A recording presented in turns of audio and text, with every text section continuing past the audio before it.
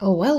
Bitcoin is above 74K. While we were sleeping, strategy bought almost 14,000 Bitcoins for $1 billion. The influx into crypto funds has reached its maximum since the beginning of the year.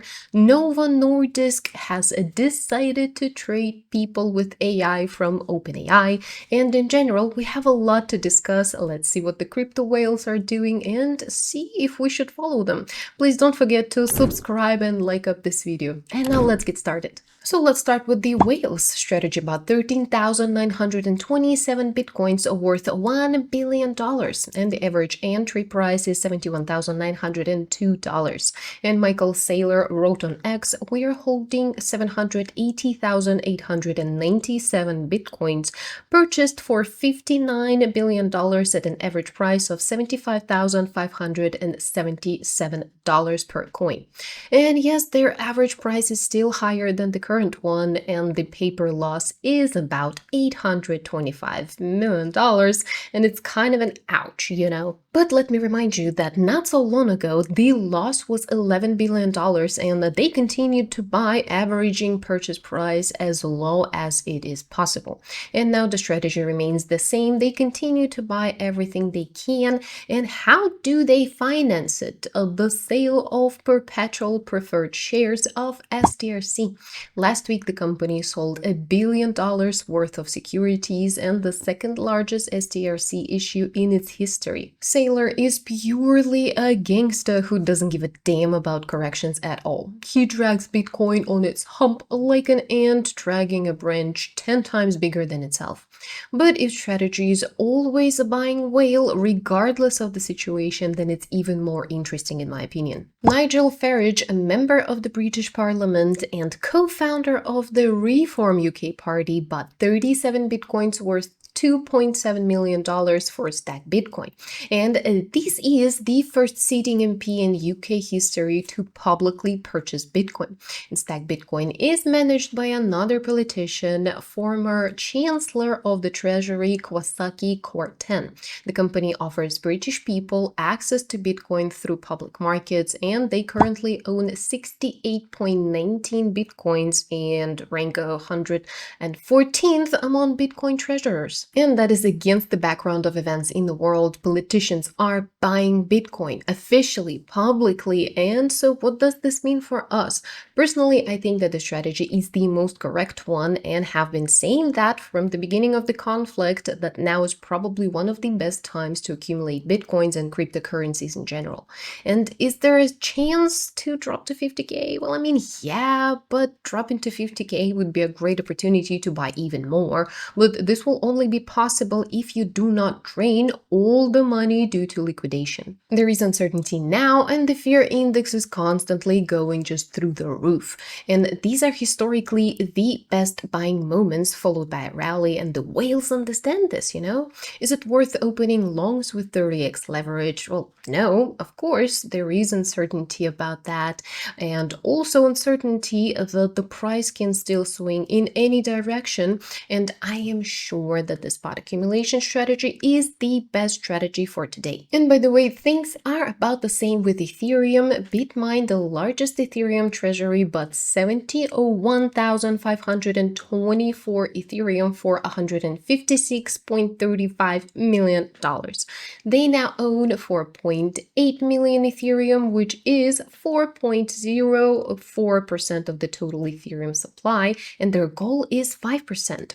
Tom Lee, chairman of BitMine, stated for the fourth week in a row, we have maintained an increased pace of Ethereum purchases. Our base case scenario is that Ethereum is in the final stage of a mini crypto winter. Their staking assets have reached 3.3 million Ethereum, which brings in $212 million in annual revenue. That's not bad. And by the way, on April 9th, BitMine shares began trading on the New York Stock Exchange, so now it's not just a treasury, but a public company as well. And you know, institutional investors are not sitting idly by either. The influx into crypto funds has reached its maximum since the beginning of the year. The institutions are coming in despite the geopolitics or it depends, but realizing that in the future of the year, any outcome of the conflict will be beneficial to Bitcoin. And experts note that this is the first cycle where a bull market goes without retail. Ordinary people are sitting in flat because inflation is just eating into their savings, and large funds and corporations are actually stuffing their pockets with Bitcoin. In short, I'll sum it up with a super native integration. If you want to buy and trade cryptocurrencies on the most reliable exchange, there is my referral link to OKX in the description. In my opinion, this is the best and most transparent exchange right now, and you will receive a welcome bonuses via the link, and I will receive a small commission. And of course, this will greatly help the channel. So the link is in the description box down below. Alright, now for the news from the world of AI and medicine, surprisingly. The Danish pharmaceutical giant Novo Nordisk, the one that manufactures medicine for diabetes and obesity, has announced a partnership with OpenAI. They will implement AI technologies in all their departments.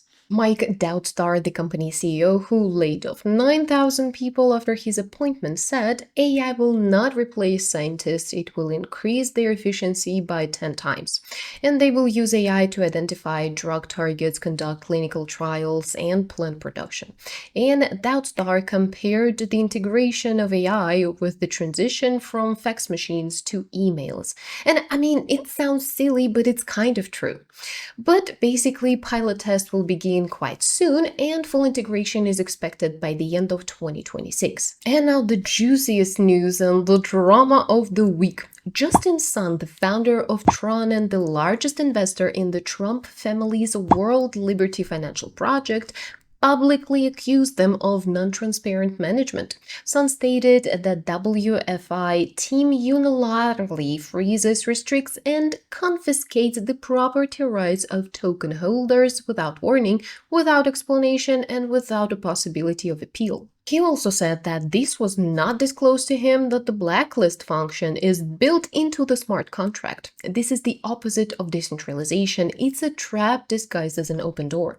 And what was the company's reaction? They called the criticism unfounded and threatened to sue.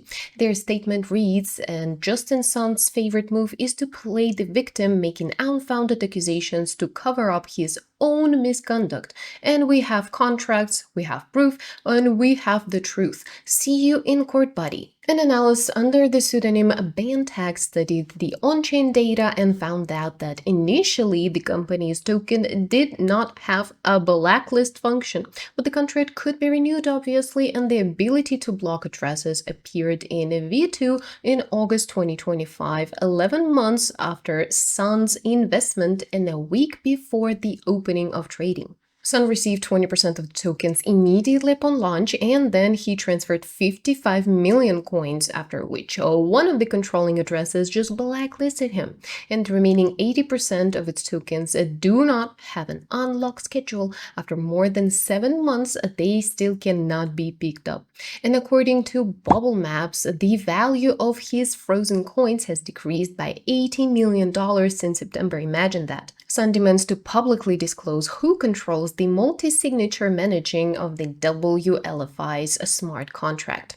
They are still silent, obviously, but the trial is actually already coming close. And that's all for today. Don't forget to subscribe to the channel so you don't miss tomorrow's video. And if you're looking for a reliable exchange, link to OKX is in the description box down below. And I'll see you tomorrow. Bye!